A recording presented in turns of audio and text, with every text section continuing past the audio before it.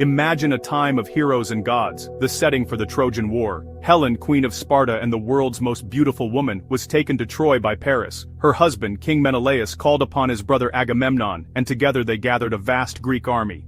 1,000 ships sailed to Troy, determined to bring Helen back and punish the city.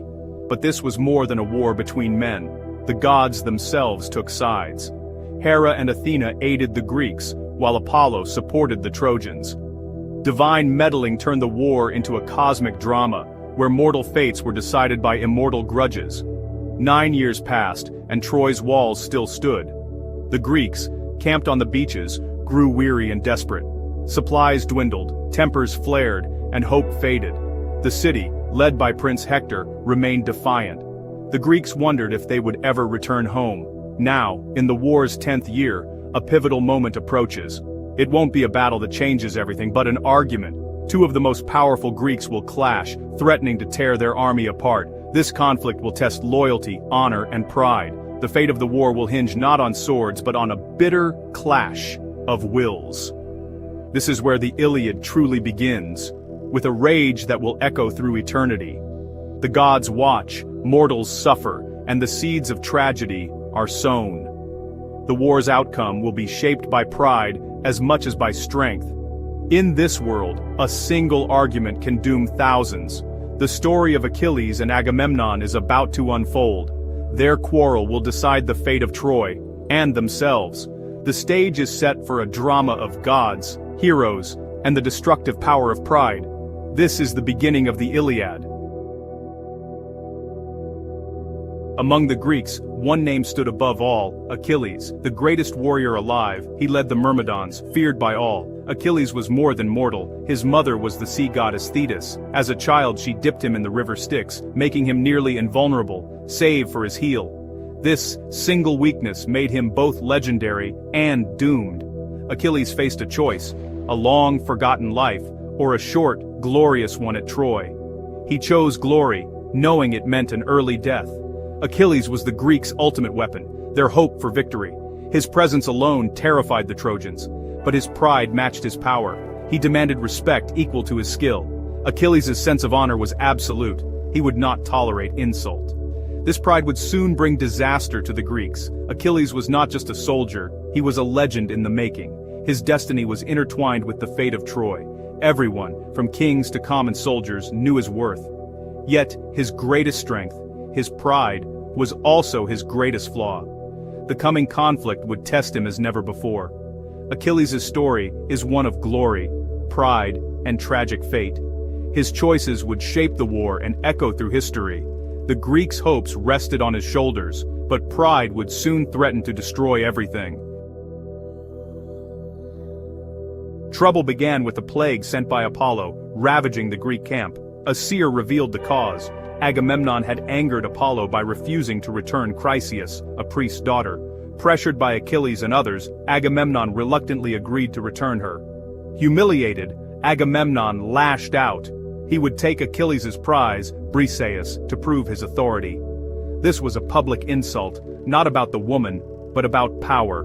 Achilles, furious, saw his honor stolen. He drew his sword, ready to kill Agamemnon, but Athena intervened, urging restraint. Achilles put away his blade, but the damage was done. A line had been crossed. The army's unity was shattered. Agamemnon's arrogance and Achilles' pride collided, threatening disaster. The quarrel was about more than prizes. It was about status and respect. Achilles had risked everything for the Greeks, only to be humiliated. Agamemnon's need to assert dominance blinded him to the consequences. The Greek camp was divided, their greatest warrior insulted. The gods watched as mortal pride set the stage for tragedy. This argument would have consequences far beyond the two men. The fate of the war now hung in the balance.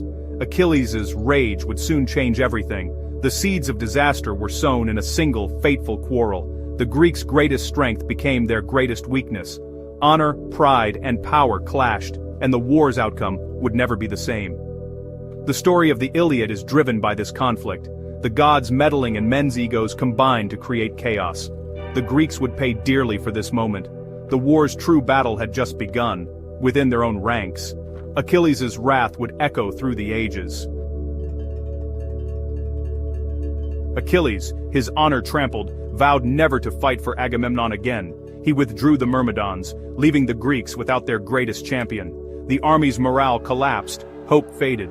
Achilles retreated to his tent, consumed by rage and betrayal. He had chosen glory over peace, only to have his honor stripped away. Achilles prayed to his mother Thetis, asking her to beg Zeus to help the Trojans. He wanted the Greeks to suffer, to regret ever crossing him. Achilles' anger ran so deep, he was willing to see his own side lose. His pride mattered more than victory or the lives of his comrades. The Greeks faced disaster, all because of one man's wounded honor. Achilles' absence was a blow the army could not withstand. The fate of the Greeks now hung by a thread. The war's greatest hero had become its greatest threat. The gods listened as Achilles' rage shaped the course of the war. The Greeks would soon feel the full cost of his withdrawal. Pride, once again, proved more powerful than any weapon. With Achilles gone, the Trojans surged forward, led by Hector. The Greeks, once attackers, became desperate defenders. Hector, no longer fearing Achilles, led his men boldly onto the plains. The Greeks fought bravely, Diomedes, Ajax, Odysseus, but none could match Hector. The Trojans pushed the Greeks back to their ships. Agamemnon watched his army crumble, realizing his pride had doomed them. The Greeks faced annihilation. Their only hope was Achilles. In desperation, Agamemnon sent ambassadors, Odysseus, Ajax, to beg Achilles to return. He offered Briseis back, along with treasure and honor. The king's pride was broken. He knew only Achilles could save them. The fate of the Greek army now rested on Achilles' answer. The war's outcome hung in the balance. The Greeks' suffering was the price of wounded pride. The gods watched as mortals struggled with their own flaws. The embassy's plea was the Greeks' last hope. Would Achilles' pride yield? Or would disaster follow? The answer would decide the fate of Troy and the Greeks. The war's turning point had arrived. The cost of pride was measured in blood and loss. The Greeks waited, desperate for their champion's return. The next move belonged to Achilles. The ambassadors found Achilles in his tent, trying to calm his fury. They offered Agamemnon's gifts and pleaded for his return. Achilles listened, but his pride was immovable. No treasure could erase the insult he'd suffered. He rejected the offer, declaring he would sail for home. Achilles' pride outweighed the lives of his comrades and the fate of the war. His refusal left the Greeks in despair. The destructive power of pride was clear. One man's anger doomed thousands. Achilles' honor was a prison, isolating him from his friends and duty. The ambassadors returned with grim news. Achilles would not fight. The Greeks' last hope was gone. The war would continue, and the suffering would grow. The personal pride of heroes had become a curse. The Iliad's tragedy deepened with every stubborn choice.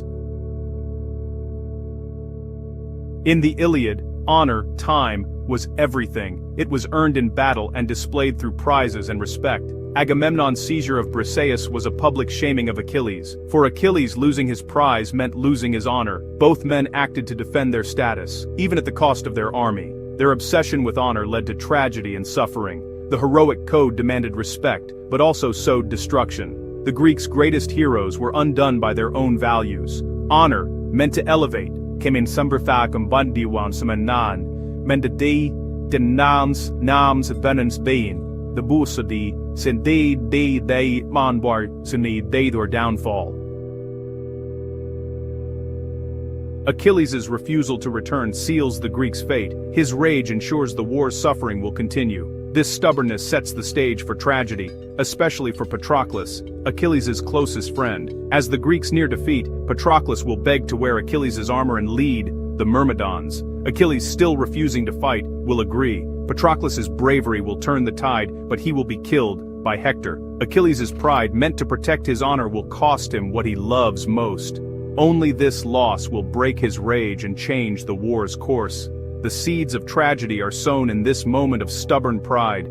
The story's greatest irony is set. Pride will lead to heartbreak.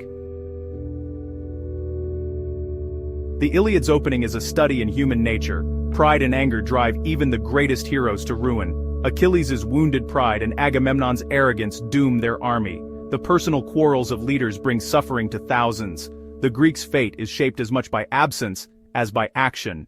Achilles' rage sets off a chain of tragedy: Patroclus' death, Hector's fall, and his own doom. The epic is a cascade of cause and effect, all from one argument. The Iliad warns, small acts of pride can lead to the greatest sorrows. The gods may meddle, but it is human flaws that shape destiny.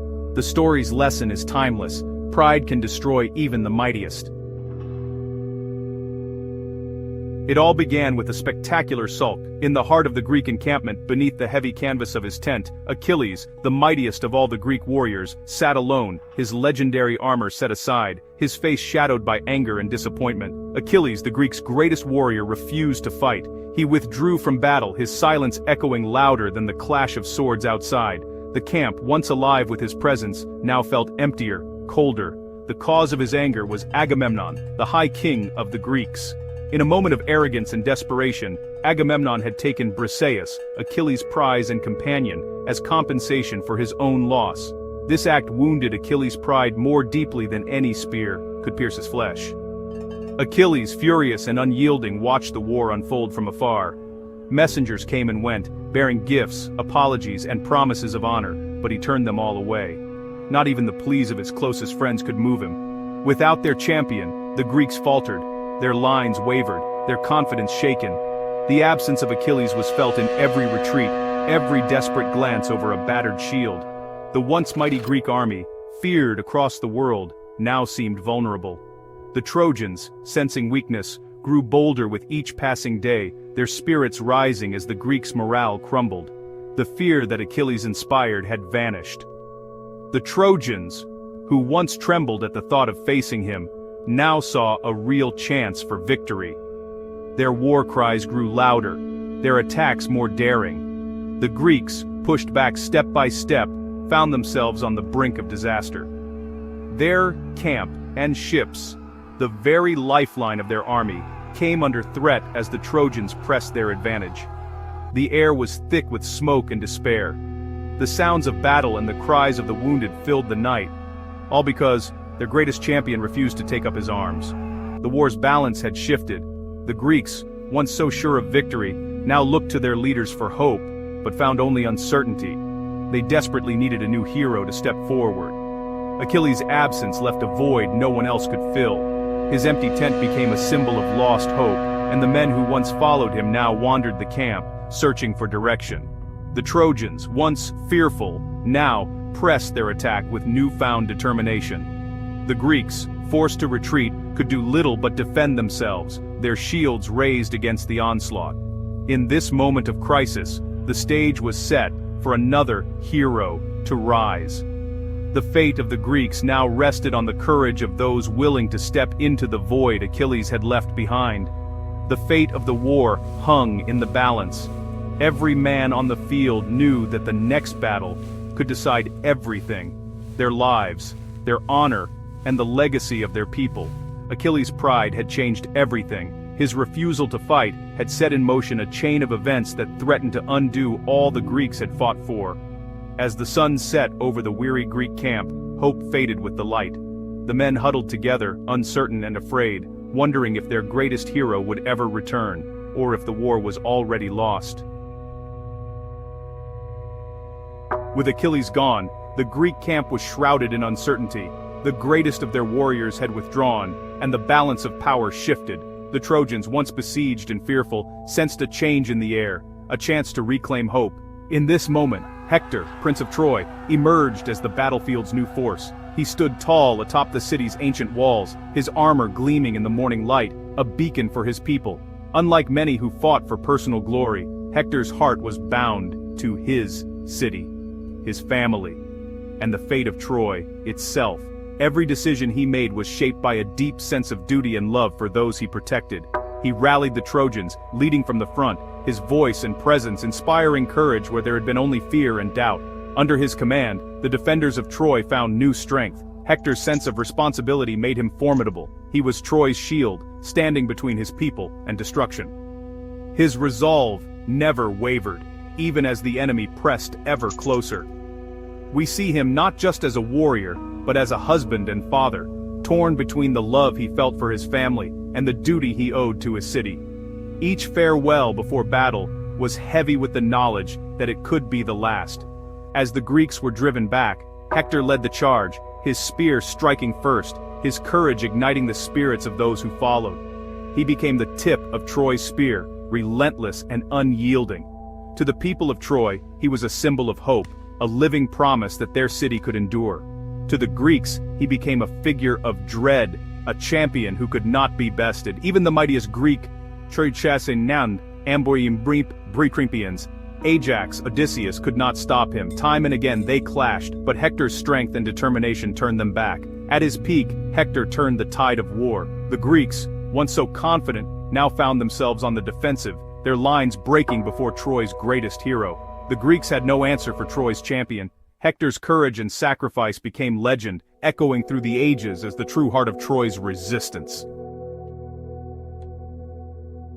In the Greek camp, disaster loomed. The air was thick with dread, and every man felt the weight of impending doom. For days, the Trojans had pressed their advantage, pushing the Greeks back to the very edge of their ships. Morale was crumbling, and hope seemed to flicker like a dying flame. Patroclus, Achilles' closest friend, could bear it no longer. He watched his comrades fall, helpless to stop the carnage, his heart aching with every loss. The suffering of the Greeks gnawed at him, and he knew he had to act. He begged Achilles to let him lead the Myrmidons and borrow his famous armor. Patroclus pleaded with all his heart, hoping to stir his friend's compassion. He argued that the mere sight of Achilles' armor would be enough to turn the tide, to strike fear into Trojan hearts and inspire the Greeks to fight on. The sight of Achilles' armor would terrify the Trojans and rally the Greeks. It was more than just protection. It was a symbol of hope, a beacon in the darkness. The men believed that as long as Achilles stood with them, victory was possible. Achilles, moved but stubborn, agreed. On one condition: Patroclus must not try to storm Troy's walls. Achilles' love for his friend was deep, but so was his fear for Patroclus' safety. Patroclus swore to obey, promising to remember his limits even as he donned the hero's armor. The plan was set. Patroclus donned the divine armor, becoming the image of Achilles. As the bronze gleamed in the morning light, the transformation was complete. Patroclus was no longer just a friend, but a symbol of hope and vengeance. The Greek army erupted in hope, believing their champion had returned. The news spread like wildfire, and men who had been on the verge of despair now found new strength. The camp buzzed with excitement, and the sound of weapons being readied filled the air. Patroclus, heart pounding, mounted the chariot, ready for battle. He gripped the reins tightly, feeling the weight of both the armor and the expectations of an entire army. The moment was at hand. The Trojans would soon face a terrifying illusion. The Greek spirit soared, convinced that Achilles himself was leading them once more. The balance of the war seemed to shift in an instant. Patroclus was about to change the course of the war. His courage and cunning would inspire legends for generations, and the fate of both armies now hung in the balance. But fate had other plans. In the shadow of glory, danger lurked, and the gods themselves watched with bated breath. The deception would come at a terrible cost. In seeking to save his friends, Patroclus would set in motion a tragedy that would echo through history.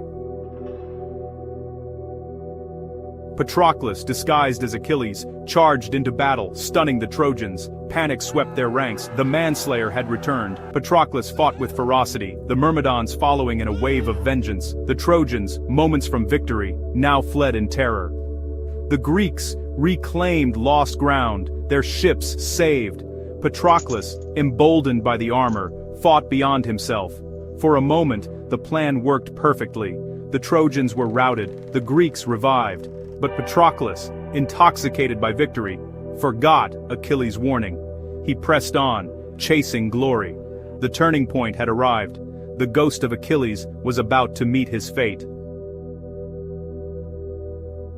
Patroclus, swept up in triumph, pushed beyond the plan. He chased the Trojans to Troy's very walls, seeking a victory even Achilles hadn't claimed. He killed Sarpedon, son of Zeus, a legendary feat. The Trojans panicked. Patroclus felt invincible. 3 times he charged the walls, defying fate and the gods. But he was mortal, not Achilles. The gods took notice. Apollo, protector of Troy, was angered. Patroclus had crossed a line inviting divine wrath.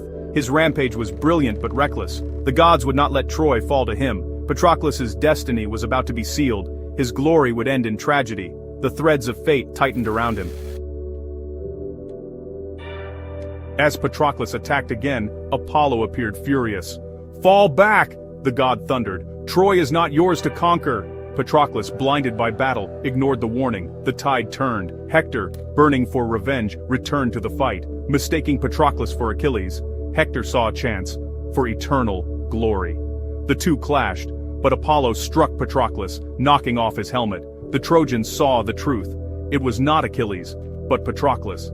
Their fear vanished, replaced by rage. Patroclus, dazed and exposed, was surrounded. The hunter became the hunted. The gods had intervened. Patroclus' end was near. Apollo's blow left Patroclus helpless, his divine armor useless. Euphorbus, a Trojan, struck him from behind, a coward's wound. Patroclus, bleeding, tried to escape, but there was no way out. Hector approached, cold and resolute. "You thought you'd sack Troy," Hector said. "But here, you die." Hector's spear delivered the fatal blow. Patroclus, dying, prophesied Hector's own death at Achilles' hands. His spirit fled, his brief blaze extinguished. The ghost of Achilles was gone. The battlefield was stained with tragedy. The gods had claimed their price. The war had changed forever.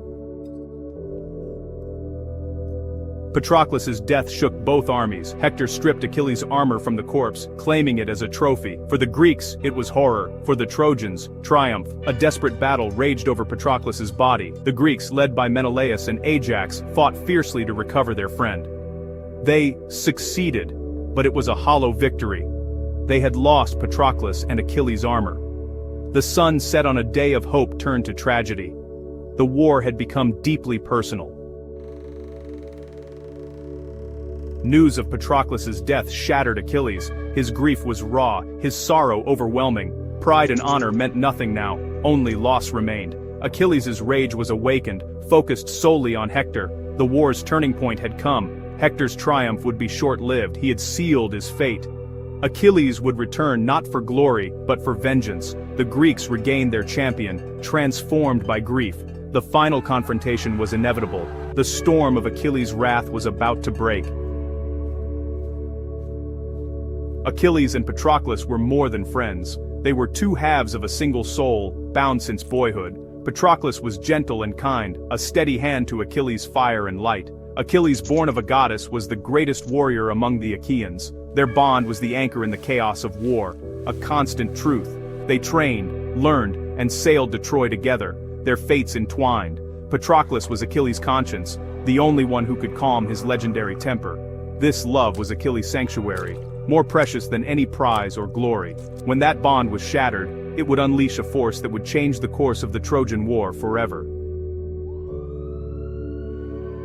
The war dragged on for 10 years, and a single argument changed everything. Agamemnon insulted Achilles' honor by taking Briseis, wounding Achilles' pride. Achilles withdrew from battle, refusing to fight until his honor was restored. Without him, the Achaeans faltered. The Trojans, led by Hector, pressed their advantage. The Achaeans were pushed back to their ships, their fleet set ablaze. Heroes like Ajax and Odysseus fought bravely, but Achilles' absence was a gaping wound.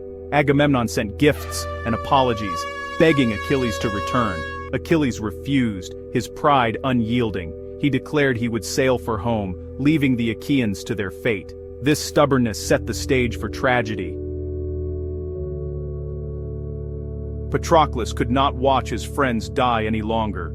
Each day, the cries of the wounded and the sight of fallen comrades weighed heavier on his heart. The relentless violence outside the Greek camp was more than he could bear, and the absence of Achilles from the battlefield had left the Achaeans vulnerable and afraid. Patroclus' spirit ached with helplessness as he saw the Trojans pressing their advantage, pushing the Greeks ever closer to destruction. Desperate, Patroclus entered Achilles' tent, falling to his knees before his closest friend. He pleaded with Achilles, his voice trembling with urgency, to let him wear his legendary armor and lead the Myrmidons into battle. Patroclus argued that the mere sight of Achilles' shining armor would strike terror into the hearts of the Trojans and inspire hope among the weary Greeks. He begged Achilles to let him act, to let him save their friends from certain death. The armor of Achilles was more than just protection. It was a symbol of invincibility, a beacon of hope for the Greeks, and a nightmare for their enemies. As Patroclus prepared to don the gleaming bronze, the camp buzzed with anticipation. The Myrmidons, loyal to Achilles, watched in awe as Patroclus transformed before their eyes, taking on the mantle of a hero. Achilles, torn by love and pride, hesitated. He loved Patroclus as a brother, perhaps more than anyone else in the world, and the thought of sending him into danger filled him with dread. Yet, he could not ignore Patroclus's plea. With a heavy heart, Achilles agreed, but he gave a stern warning. Patroclus must not pursue the Trojans all the way to the walls of Troy. He urged caution, fearing the wrath of the gods and the cunning of their enemies. Patroclus, filled with resolve, donned the divine armor. The weight of the bronze was nothing compared to the responsibility he now carried. As he stepped out, the Myrmidons rallied behind him, their spirits lifted by the sight of their leader's armor, even if it was not Achilles himself beneath the helm. With a cry, Patroclus led the Myrmidons into battle. The Greeks surged forward, hope rekindled in their hearts. The Trojans, seeing the familiar armor, faltered in fear, believing Achilles had returned to the fight. For a moment, the tide of war shifted, and the Achaeans found new strength. Achilles stood at the entrance of his tent, watching Patroclus disappear into the chaos. Agony twisted his features, a cold dread settling deep in his soul. He knew he had sent his dearest friend into mortal danger, and the uncertainty gnawed at him with every heartbeat. In that moment, Achilles realized that Patroclus was the most precious part of himself. The bond they shared was deeper than friendship, forged in years of battle and hardship. Now, that bond was at the mercy of fate and the gods. As the two friends parted, the air was thick with unspoken words and the weight of destiny. The fate of both men was now sealed, their choices echoing across the battlefield and into legend. The war's turning point had arrived. The clash of armies, the roar of battle, and the courage of one man would decide the fate of many. Love and desperation had set a tragic plan in motion, and the world would never be the same again.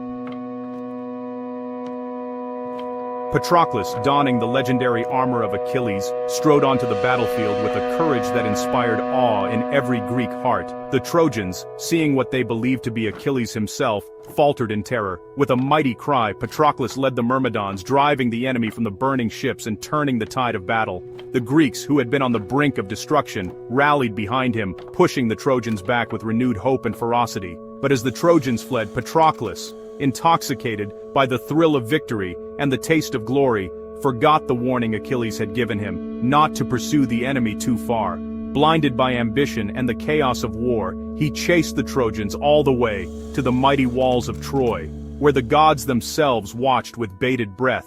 At the very height of his triumph, as the sun darkened and the air grew heavy with fate, the tide began to turn. The gods, ever watchful and capricious, decided that Patroclus's moment of glory would be his last.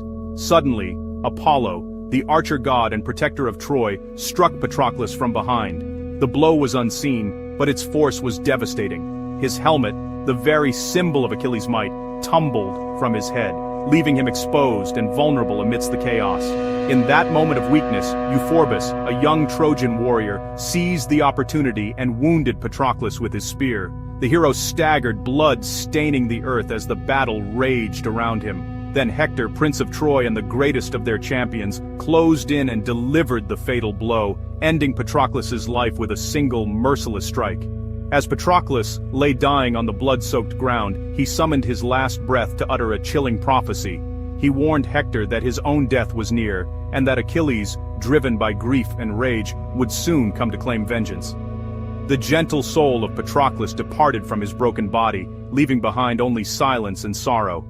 The battlefield, once alive with the clash of arms, was now haunted by the loss of a beloved friend and hero. The Greeks mourned, and even the Trojans felt the weight of what had been lost. Achilles' greatest fear had come true. The man he loved most, his companion and confidant, had fallen because of his own refusal to fight. Grief and guilt tore at Achilles' heart, and his cries of anguish echoed across the plain. The cost of pride and love was now paid in blood. The Greeks gathered around Patroclus's body, their tears mingling with the dust, as the sun set over a field stained with sacrifice. The war's most devastating loss had been suffered. The death of Patroclus marked a turning point, a moment when hope seemed lost and the future uncertain for both sides. The gods and men alike would feel its impact. The heavens wept, and the world of mortals trembled, for the consequences of this tragedy would echo through history. Now, with Patroclus gone, the true wrath of Achilles was about to be unleashed. Everyone din stau, or bondistan, in jata babwanden, for steinpurin vriwi bani, in stagum bondrstan, in shabra ban, ubandrwine din rin, or dronshan. Dashkan durstangri guan, in chakra binder shake the very foundations of Troy and change the fate of the war forever.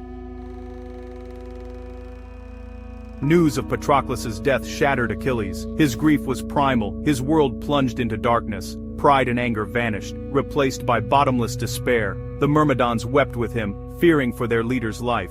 Grief curdled into a cold, murderous rage. Focused solely on Hector. Achilles chose vengeance over life, embracing his own doom. He would kill Hector no matter the cost. A world without Patroclus was not worth living in. Achilles' fate was sealed by love and loss. The war's deadliest force was now awakened. Achilles' cry reached his mother Thetis beneath the sea. She comforted him, mourning both Patroclus and her doomed son. Achilles confessed his need for vengeance, knowing it meant his own death. Thetis promised to help, seeking new armor from Hephaestus. The god forged a shield depicting the world, a masterpiece of divine craft. Thetis returned with the armor, its brilliance blinding. Clad in these gifts, Achilles became an instrument of vengeance. He was no longer just a man. He was death incarnate, ready to strike Troy. Achilles ended his feud with Agamemnon, caring nothing for gifts or apologies. His only focus was vengeance against Hector.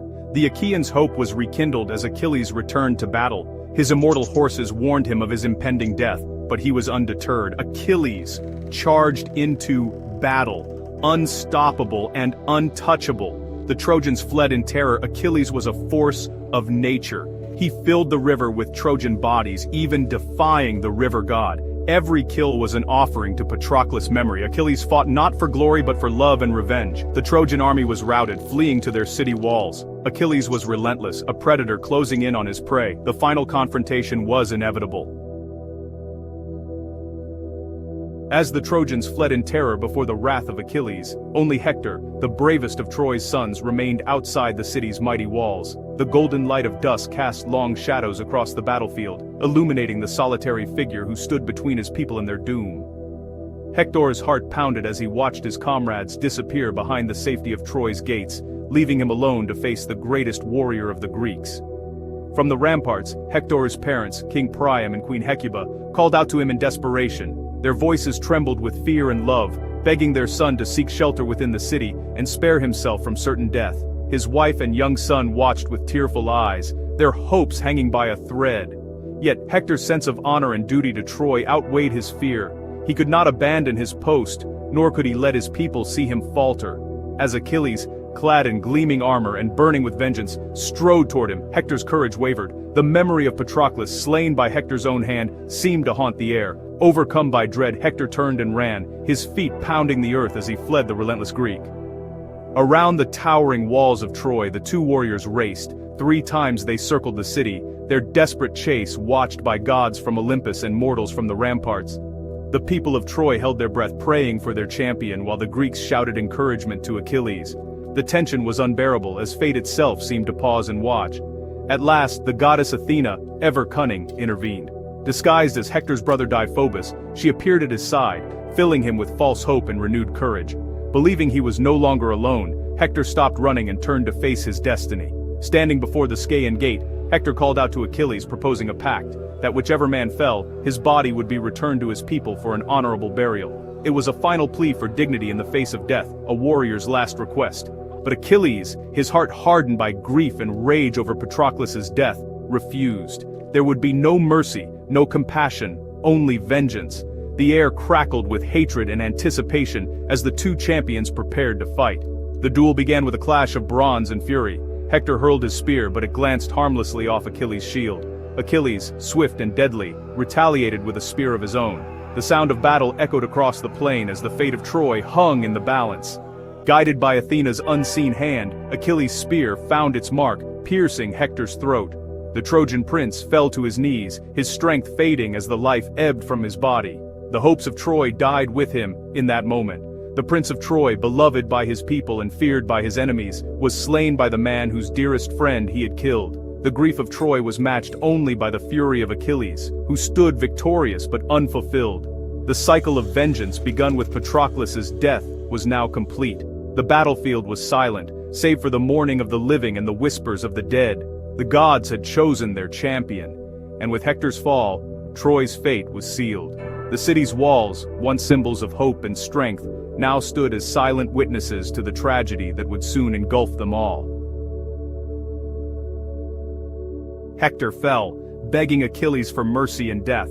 Achilles, unrelenting, denied him, dragging Hector's body behind his chariot. The act horrified all, gods and mortals alike. Achilles' grief had turned to monstrous brutality. Patroclus' ghost begged for burial. The gods intervened. Priam, guided by Hermes, entered Achilles' tent and pleaded as a grieving father.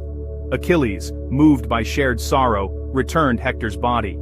In that moment, humanity flickered back into Achilles' heart. He had achieved his revenge, but accepted his own death was near. The war's greatest hero was now a man broken by love and loss. The Trojan War raged for 10 long years, a conflict ignited by pride, passion, and the unpredictable whims of the gods themselves. It was a war that drew in not only armies, but the very forces of fate, shaping destinies and legends that would echo for millennia. On the blood-soaked plains outside Troy, legendary heroes like Agamemnon, cunning Odysseus, mighty Ajax, and the peerless Achilles clashed in battles that would become immortal in song and story. Each day brought new struggles, new acts of valor, and new tragedies. High above, the gods watched from their thrones on Olympus, sometimes intervening with thunderbolts or whispers, sometimes simply observing the chaos below, their own rivalries and alliances reflected in the mortal world. Yet, beneath the thunder of war and the clash of heroes, a more intimate human story unfolded, a story of fathers and sons, of families torn apart, and the pain of loss that no victory could erase. The great Trojan hero, Hector, had fallen, slain by Achilles in a duel that shook the very foundations of Troy. Consumed by grief for his beloved Patroclus, Achilles defiled Hector's body in a rage so fierce it shocked even the immortal gods. For the people of Troy, this was agony beyond words, their champion's body dragged before their eyes, his dignity and honor stripped away in front of a grieving city. Hector's family, his devoted wife Andromache, his sorrowful mother Hecuba, and his aging father King Priam, were left in mourning, powerless to stop the humiliation or ease their own heartbreak. The war had taken their hero, and now, even in death, he was denied the peace and honor of a proper burial, his soul left to wander in unrest. In this darkness, the story shifts, from the clamor of the battlefield to the quiet shadowed chambers of a grieving heart, where sorrow and love are felt most deeply. This is not just a tale of gods and warriors, but of the fragile, beating heart of humanity, of the bonds that endure even in the face of overwhelming loss. The fate of Troy now rests not on the sword, but on the courage of a father's love, a love willing to risk everything for the dignity of his fallen son. And so, the true cost of war is revealed, not in the glory of victory, but in the enduring sorrow and the quiet acts of bravery born from love and loss. Inside Troy's palace, King Priam was broken by grief. He could not eat or sleep, haunted by the image of Hector's desecration. His sons tried to comfort him, but their words were powerless. Priam was a king, but above all, a father mourning his greatest loss. The gods, moved by his suffering, decided to intervene. Zeus sent word to Thetis, mother of Achilles, commanding her to calm her son's rage. Hermes was dispatched to guide Priam on a desperate mission, to beg Achilles for Hector's body. This was not about changing the war's outcome. Troy was still doomed. It was about restoring a fragment of humanity, honoring the love between father and son. Priam, armed only with grief and hope, would attempt what no army could: appeal to the heart of Achilles. The gods watched, knowing that some things are more sacred than victory. The stage was set for a meeting that would test the limits of compassion. Priam resolved to go to Achilles himself, not as a king, but as a grieving father, stripped of royal pride and driven by the deepest sorrow a man can know. His family was terrified. Hecuba, his beloved queen, clung to him and begged him not to risk his life, fearing she would lose both husband and son to the same war. But Priam's mind was set. He would ransom Hector's body with treasures fit for a prince, gathering gold, precious robes, and priceless gifts, each one a symbol of his love and grief. He loaded a wagon with gold, robes, and gifts, not as a bribe, but as a final tribute to his son, a father's last hope to honor the fallen. At nightfall, Priam and his old herald, Idaeus, slipped out of Troy, venturing into enemy territory, with only the moon to witness their courage. Every step was fraught with danger, the shadows thick with threat, but love gave Priam courage to face the impossible. Suddenly Hermes appeared, disguised as a young warrior, sent by Zeus to guide and protect the old king on his perilous journey. Hermes led them safely through the Achaean camp, weaving a spell of sleep over the guards as they passed, unseen and unharmed. With divine help, Priam's humble wagon moved silently through the darkness, the weight of hope and fear heavy on his shoulders. Soon he would stand before Achilles, the man who had killed his son, the greatest of the Greek warriors, and plead for mercy. It was an act of bravery born not of war, but of love, a father's desperate plea to reclaim his son's dignity. The fate of Troy now hung on a father's plea, as the city waited in anxious silence for news of Priam's mission. The moment of reckoning had arrived, and the world seemed to hold its breath. Priam arrived at Achilles' hut, his heart pounding with fear and hope. The journey had been perilous, every step shadowed by the memory of his lost son and the uncertainty of what awaited him. The night air was thick with tension, and each breath felt like a silent prayer. Hermes, the silent guide, revealed himself and then vanished into the mist, leaving Priam utterly alone to face his greatest enemy. The world seemed to hold its breath as the old king stood at the threshold. Inside, Achilles was stunned to see the old king enter unannounced. The sight was so unexpected that for a moment, time itself seemed to stop. Without hesitation, Priam fell to his knees, grasped Achilles' hands, and kissed them, the very hands that killed his son. His gesture was desperate, yet dignified, a plea that transcended words. This act of humility shattered all conventions, a king kneeling before his enemy, a father before his son's killer. It was a moment that defied the expectations of both men and gods. In that moment, their roles as king and warrior faded. They were simply two men bound by grief. The silence between them spoke of shared suffering and the heavy cost of war. Priam spoke, not with demands, but with a plea. Remember your own father, Achilles. Think of the love that binds a father to his son, and the pain that loss brings. Imagine his sorrow if you were lost. Priam's words hung in the air, echoing the universal pain of every parent who has ever mourned a child. The room was silent, the air heavy with the weight of shared pain. Neither man spoke, but their eyes revealed the depth of their anguish. Achilles stared at Priam, thunderstruck by the old man's courage and humility. He saw not an enemy, but a grieving father, and something within him began to shift. The boundaries of war dissolved, replaced by the raw truth of loss. For a fleeting moment, the violence and hatred of the battlefield faded away. Two enemies, united by the love of fathers and sons, faced each other as equals. Their shared humanity was undeniable, bridging the gulf between them. The fate of Hector's body, and the soul of Achilles, hung in the balance. The next words and actions would shape the legacy of both men. Compassion was about to break through the walls of hatred, offering a glimmer of hope in a world torn by war. Priam's words pierced Achilles' heart. He saw not an enemy, but a father, one who had lost everything. Achilles thought of his own father, Peleus, waiting in Greece, fearing for a son fated never to return. The rage that had consumed Achilles began to crack. He lifted Priam from the floor, and together they wept. One for a lost son, the other for a lost friend. In that moment, they were no longer enemies, but two men adrift in the same sea of grief. Achilles agreed to return Hector's body. He ordered it washed, anointed, and wrapped in the finest robes Priam had brought. He did this privately, sparing Priam the sight of his son's wounds. The act was more than a transaction. It was a recognition of shared humanity. Achilles' compassion restored a measure of dignity to Hector and a measure of peace to Priam.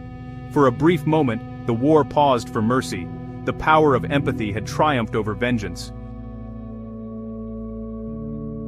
Returning Hector's body was an act of empathy, born from Achilles' own longing for his father. He saw in Priam the pain his own father would one day feel. This realization softened Achilles' heart, reminding him that every warrior is someone's child. Achilles invited Priam to share a meal, a gesture of peace between enemies. As they ate, respect grew between them. Priam for Achilles' strength, Achilles for Priam's courage. The war faded, if only for a night. Before Priam slept, Achilles asked how many days were needed for Hector's funeral rites. Priam requested 11 days. Achilles agreed, promising a truce. Achilles granted not just a body, but the time and peace to honor it. In that promise, the son honored the father and his enemy. For a moment, compassion reigned over war. Before dawn, Priam's wagon returned to Troy, Hector's body gently laid within. Hermes guided them safely through the Achaean lines. As the city awoke, Cassandra's cry signaled Hector's return, not as a victor, but as a fallen hero. The people of Troy poured out, their grief overwhelming. Hector's body was brought to the palace, where his family mourned, Andromache for her husband, Hecuba for her son. Their laments echoed through the city, uniting Troy in sorrow. The return of Hector was not a celebration, but a collective mourning for their protector and hope. The city's pain was raw, but in their shared loss, they found unity. The war's true cost was laid bare, not in conquest, but in heartbreak. The prince had come home and Troy wept as one. The funeral rites would soon begin. For 9 days, Troy mourned Hector. The truce held, and the city prepared a massive funeral pyre. Each log added was a tribute to their fallen hero. Andromache, Hecuba, and Helen each mourned Hector, recalling his kindness and courage. Their grief painted a portrait of Hector as more than a warrior. He was the heart of Troy. The city's mourning was a ritual of unity, honoring both their champion and their shared humanity. On the 10th day, Hector's body was burned, his bones gathered and buried with honor. The flames rose high, a final farewell to the prince who had given everything. The funeral was not just for Hector, but for all of Troy. In their sorrow, the people found strength to face the future. The war paused, if only for a moment, to honor the best of them. Hector, tamer of horses, was finally at rest. The Iliad ends not with victory, but with a funeral. There is no triumph, only a city united in grief.